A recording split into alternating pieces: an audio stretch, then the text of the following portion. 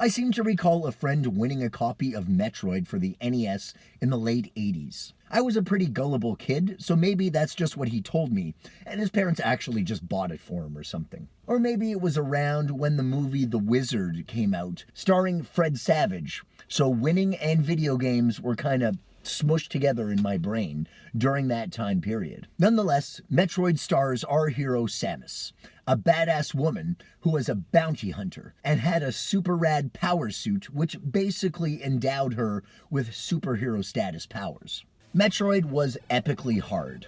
Compared to other Nintendo games, it felt like a difficulty intended for adults. Kind of like taking a break from Where's Waldo to read the Wall Street Journal. Metroid was released in 1986 and was basically a platformer or jump and run kind of game, similar to Mario. However, unlike Mario, which was super linear, almost always going from the left to the right side of the screen, Metroid was a giant maze, often going up. Not only was there no clear objective in the game or hint at which way to go in Metroid, the chance of not jumping properly and falling all the way down was always kind of hanging over one's head. Arguably, I just wasn't old enough at the time to appreciate Metroid as the NES masterpiece it was, or Metroid was just too hard to appreciate me. A sequel to Metroid was released in 1991 for the Game Boy called Metroid 2: The Return of Samus. It's not quite clear why the game was only released on Game Boy and not the NES, especially since the franchise seemed so iconic for Nintendo. Like Pepsi only releasing a new soda in tiny cans and not 2-liter bottles. Quick side note, a 2-liter bottle is actually one of the only instances that the US has agreed to implement the metric system. Anyways, I never got to play Metroid 2. There is a super rad fan version of the game called AM2R, another Metroid 2 remake, developed by Milton Zoasty under the pseudonym Dr. M64. AM2R upgrade the graphics and gameplay aspects, such as an on-screen map, to really tofu up the return of Samus. It's definitely on my list of gotta-play games, and does an awesome job at making the game more accessible to non-Game Boy gamers. Metroid 2 was critically acclaimed by some, but suffered from the limitations of a Game Boy release, and the Metroid franchise seemed to be on the decline in the early 90s. The next installment of our hero Samus had to be something big, something huge, a game that was an obvious upgrade from the original, capturing your imagination and immersing you in the world of Samus. And yep, they nailed it.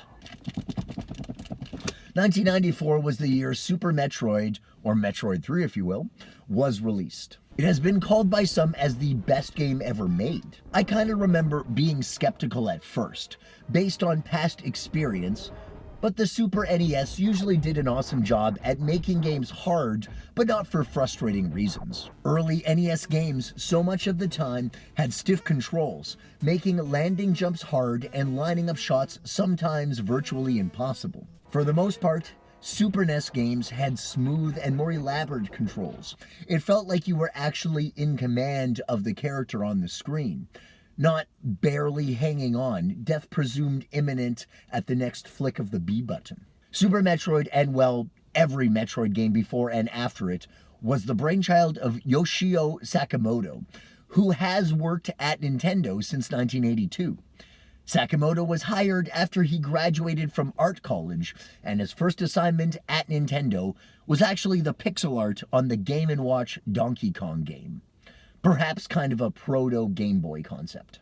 He has a few notable games under his belt, such as Wrecking Crew, Balloon Fight, and Kid Icarus, but Metroid was definitely his greatest creation. Sakamoto has a great philosophy of life, and never felt in competition with other legendary Nintendo game developers like Shigeru Miyamoto. He believed his mission was to always come up with something very different from what Mr. Miyamoto is likely to do, which is a good strategy when you're working among giants. Hiroyuki Kimura worked as one of the artists on Super Metroid and really knocked it out of the park on this one. The game looked amazing for the time, and in my opinion, still holds up as part of the 16-bit era.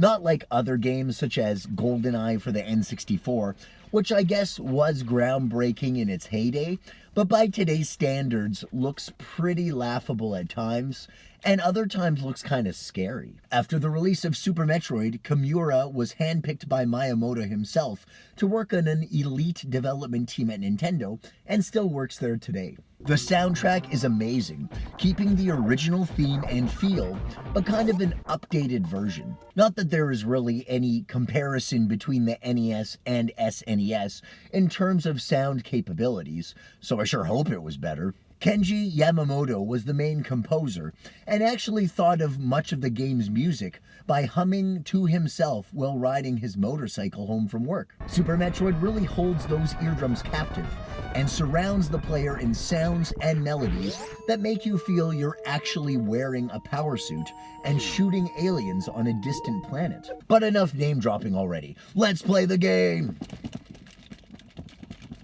Metroid 3 starts with the sound of a Metroid in the distance as the title screen is slowly revealed, and launches into the iconic Metroid theme. There are a few options you can toggle, such as basic controls, Japanese subtitles, and gameplay options like Moonwalk. The storyline starts immediately after the previous game, The Return of Samus, and you get kind of a recap narrated by Samus herself to bring you up to speed. If you've never ever heard of Metroid, or pretty much know nothing about it, here is the Rikus recap. In short, Metroids are aliens that can kind of create energy out of nothing. Mother Brain, who actually was the main antagonist from the 1989 cartoon Captain N the Game Master, is the leader of a group of space pirates who see the Metroid as their ticket to ruling the galaxy. After thwarting Mother Brain's efforts in the first game, Samus is hired by the galactic government in the second game to destroy the remaining Metroids. They concluded the Metroids are obviously too dangerous if they ever fall into the wrong hands, and like bedbugs or electric cars, extermination seems the only option. She travels to the Metroid's homeworld SR-388, which was actually named after the Yamaha SR series motorcycles. Samus basically cleans house planet-wide, except for one last egg that, once hatched, thinks Samus is its mother. Samus delivers the Metroid to a space colony that begins research on the strange creature, finding it's possible to harness its powers for good, and perhaps finally get off fossil fuels. Thinking it's safe to leave the galaxy's most valuable asset at a remote space station with only 3 unarmed scientists to guard it, Samus leaves to seek her next bounty. Not long after she leaves the station, she gets a message. The station is under attack! This is basically the point in the game where the player takes control of Samus, and you start your adventure. The space colony level is more of a chance to get used to the controls, and is virtually impossible to die in. There is a battle with Ridley, one of the mini-bosses in the game, but even if you don't fire a single shot, Ridley makes a break for it with the canister holding the baby Metroid once your energy reaches critical levels. After this, the self-destruct sequence is activated, and the station will explode in 1 minute. If you don't make it out in time, the game just makes you play it again. I guess assuming you could use the practice, and you're not quite ready for Planet Zebus. Once you make it out of the space colony before being blown to smithereens, Samus heads towards Planet Zebus to attempt to rescue her baby Metroid child. Planet Zebus is divided into 6 areas: Criteria, Brinstar, Wrecked Ship, Meridia, Norfair, and Turnian.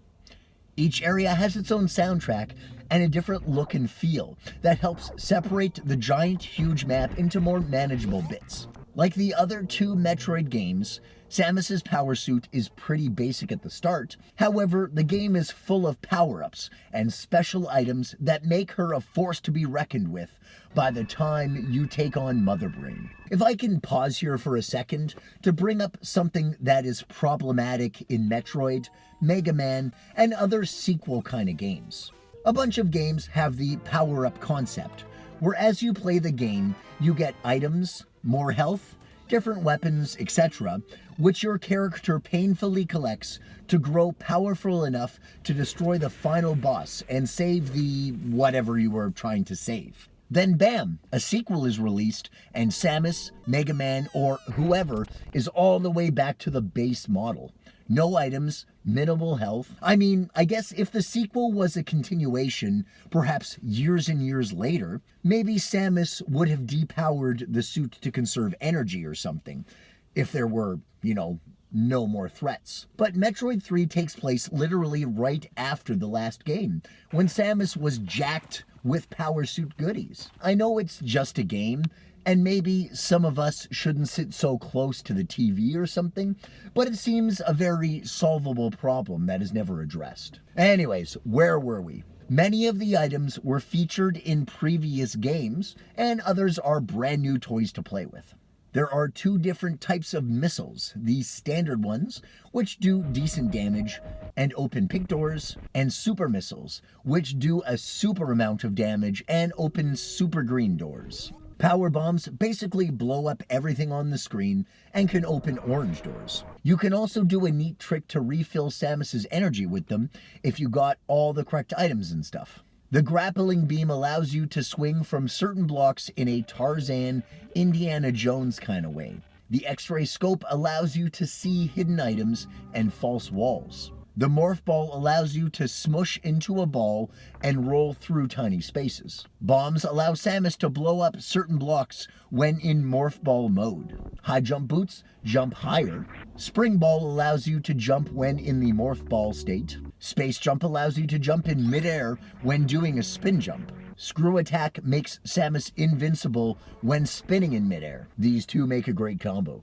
Speed boots allow you to run super duper fast and smash through enemies and certain blocks. Varia suit takes less damage from enemies and is lava proof. The gravity suit lets you jump normally underwater and is also lava proof. There are also 6 different blaster power-ups in the game that do a bunch of fun things, but I don't want the entire video to be just me explaining the weapons in the game, so I'm just going to show clips of the blasters when I say this. Like Zelda or Final Fantasy, Metroid 3 is a huge, giant open world with barriers to some areas of the map that require certain items to be able to access. One of the really cool things that kind of separates Super Metroid from other such games is the ability to kind of get around these barriers without the items. For example, some ledges are too high to reach without the high jump boots. However, if you master the wall jump, you can get there earlier than the game intended. Another area requires the grapple beam to Tarzan across a body of water. But if you get super good at the bomb jump,